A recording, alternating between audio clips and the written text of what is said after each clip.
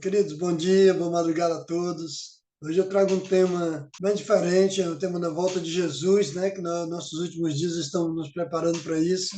E o título do nosso sermão de hoje é O Sinal Invisível. Nós possamos compreender que tudo está ao nosso redor, só não conseguimos enxergar. Queridos, os seres humanos, nós seres humanos, somos interessados no futuro. Nós tentamos fazer previsões climáticas, previsões do mundo econômico, político, mas não conseguimos adivinhar com precisão. Tentamos tentar igualar, mas não conseguimos com toda a precisão. Mas a gente tenta adivinhar.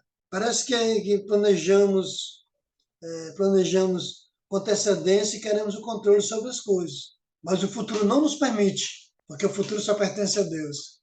Os discípulos de Jesus também, eles eram interessados sobre o futuro. Os discípulos de Jesus, os assuntos do futuro geralmente interessavam. E Jesus apontou a destruição de Jerusalém. Quando Jesus apontou a destruição de Jerusalém, e do templo, né? Jesus falou: se vai ser tudo destruído, não vai ficar pedra sobre pedras. Mas eles perguntaram sobre qual aconteceria e qual seria o sinal da sua vinda. Eles queriam saber qual seria o sinal da sua vinda. Felizmente, eles voltaram para Jesus, aquele que possui a resposta correta. Que uma lição para nós.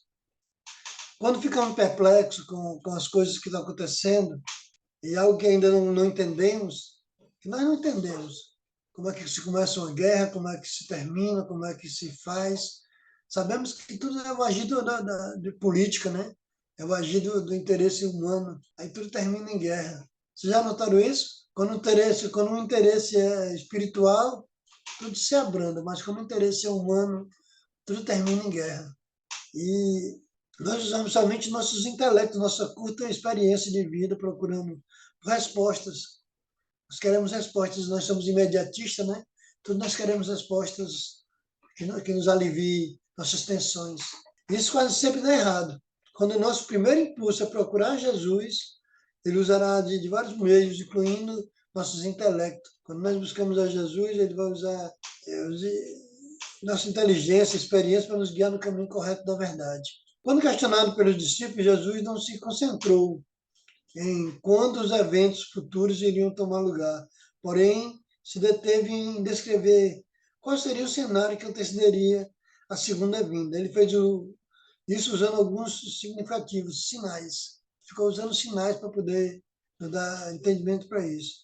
Agora, por que sinais? Todos os dias, quando nós andamos no mundo, olhando no mundo afora, nós olhamos ao redor de grande parte do que vemos são sinais. Um outdoor, alguma coisa, sempre tem sinais a nos mostrar os caminhos, né? Somente nas propagandas no mundo, design, os sinais parecem estar presentes em cada forma de comunicação que usamos. Por exemplo, se você vai atravessar uma rua, a primeira coisa que você olha é o semáforo, né? A primeira coisa que você olha é o semáforo, para certificar-se que a sua travessia é segura. Parece que é algo banal, mas se alguém realmente inventou aquela luz, escolheu a cor e a forma, com certeza todo mundo entenderia sua mensagem.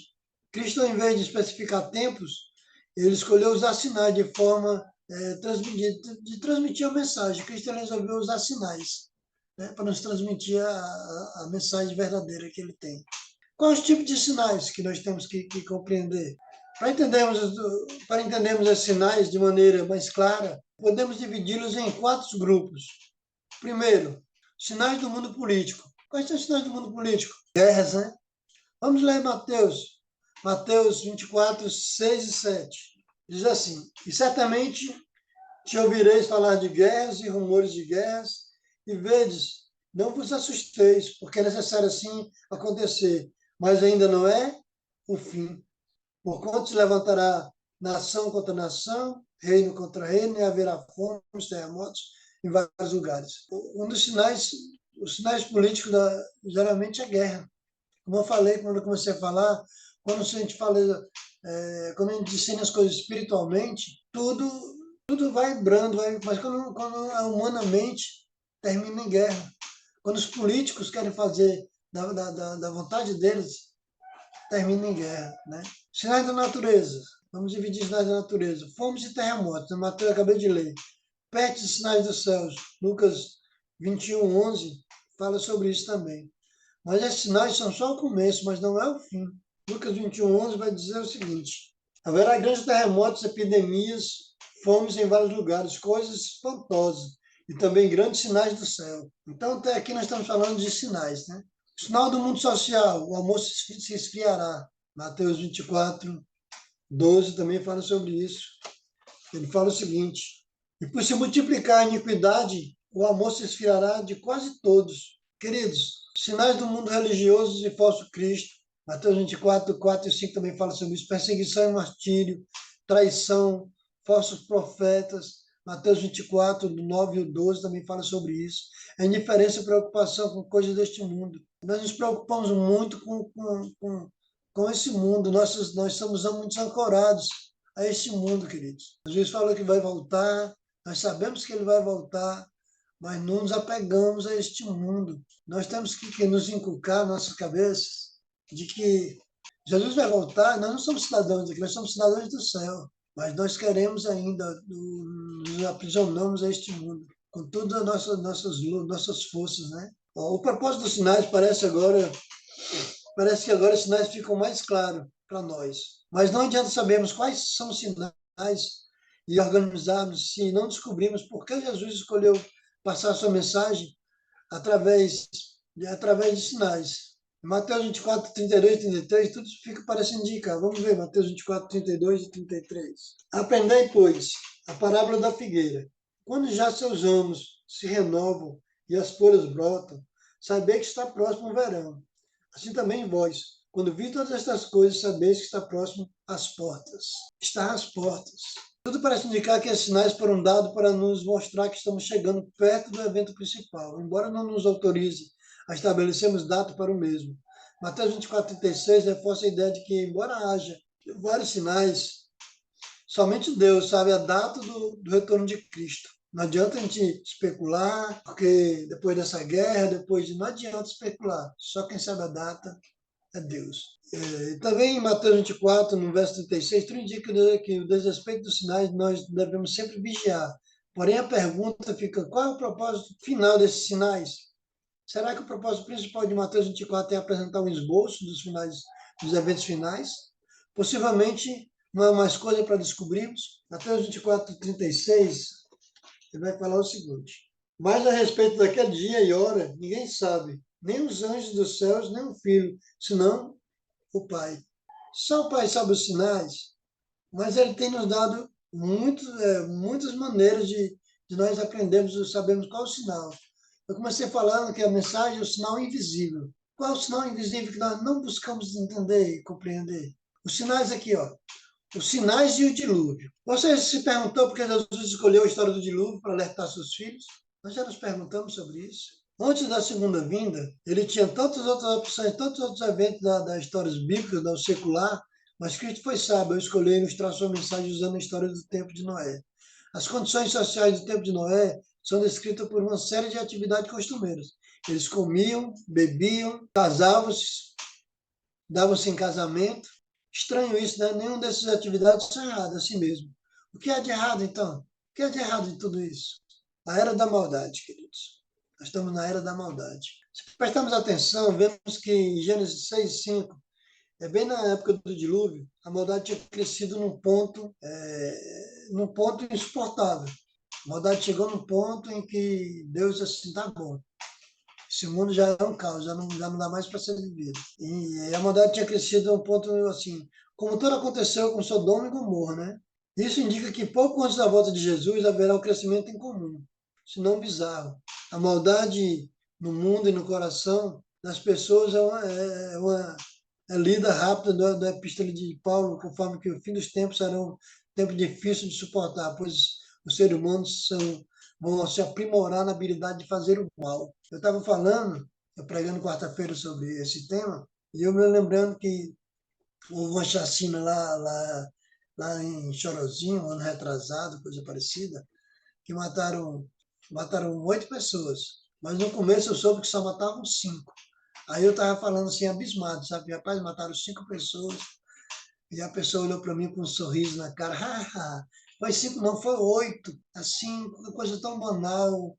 como se a vida não tivesse mais sentido, como não tivesse mais valor. A maldade do homem chegou a um ponto de que a morte, principalmente de muitos, não é a notícia mais de se entristecer, mas a notícia de se dar, a notícia de mostrar ao mundo. Cris, de ficar assim, da tristeza aumentar, né? Você vê que essa guerra que está acontecendo aí tem que destruir o Hamas, tudo bem, mas através dessa destruição do Hamas está destruindo tantas pessoas, né? Quantos milhões de pessoas não estão morrendo por causa disso? Estamos também, queridos, na era do apetite. A era do apetite.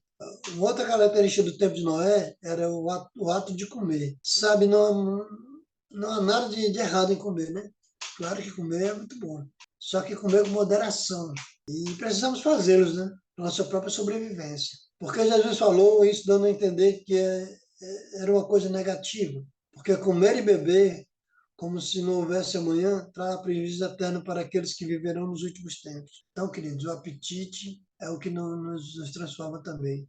Nós sabemos que o pecado entrou pela boca, né? O pecado entrou pela boca. Porque o homem resolveu desobedecer a Deus por comer o fruto que não devia. Tinha todos os frutos que ele queria, todos. Mas ele resolveu justamente comer o fruto que Jesus, que Deus falou, não, esse fruto não comerás.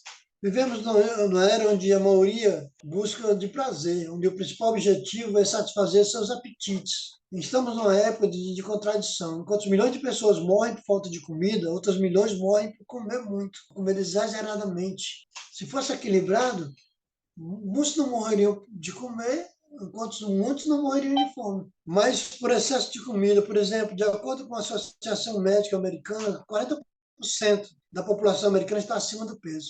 O excesso de comer e beber do nosso tempo é o que causa indescritível sofrimento e morte, família humana. Apresenta um sinal único no final do tempo. Isso nos indica que vivemos num tempo predito por Cristo, onde a semelhança dos tempos de Noé, estamos abandonando o domínio próprio, procurando uma autogratificação. Nós queremos nos gratificar, nós queremos fazer nossas vontades, bem aquilo, né? É interessante que a lição da Escola Sabatina desse trimestre fala muito do amor ao próximo, né? Fala muito do amor ao próximo. E diz que se nós temos que amar a Deus sobre todas as coisas e o próximo como a nós mesmos, né? Só que será que nós nos amamos mesmo? Será que com tudo isso, às vezes eu fico pensando, com meus botões, que às vezes eu penso que eu não me amo, porque às vezes eu como coisas que me faz mal. Você já pensou nisso? Estamos também na era do sexo, querido.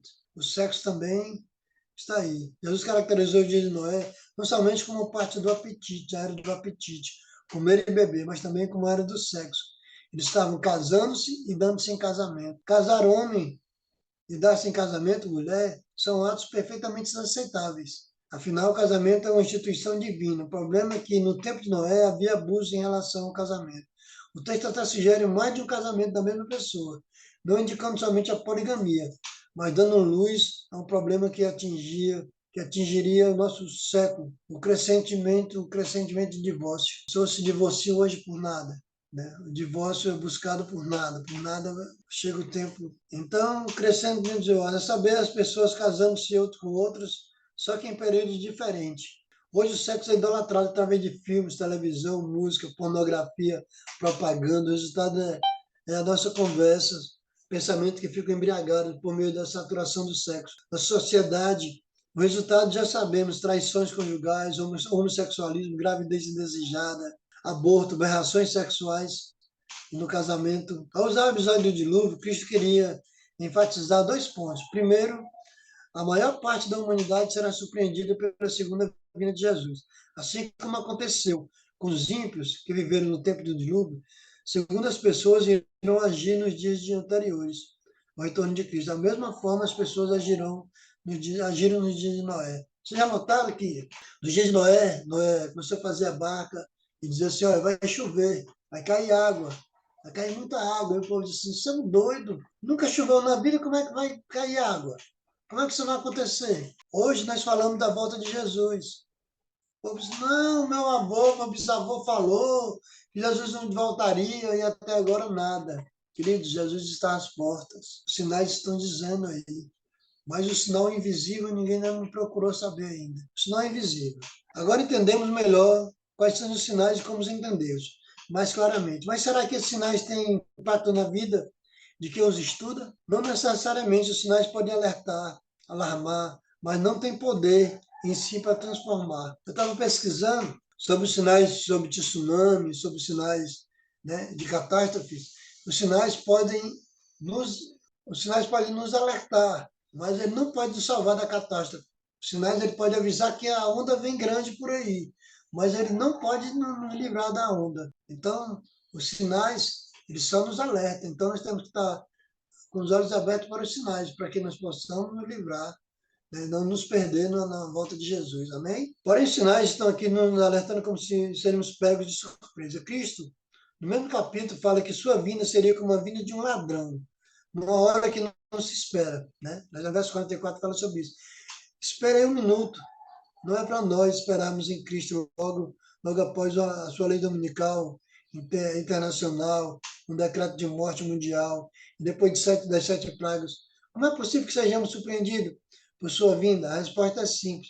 Não se trata de um sinal, mas de óleo. Você entenderá no instante. Nós, adventistas do sétimo dia, confiamos a respeito, somos confiantes, né? A respeito da segunda vinda de Jesus. Ele logo virá. Porém, para a maioria de nós, esta esperança tem um pouco de impacto no nosso dia a dia.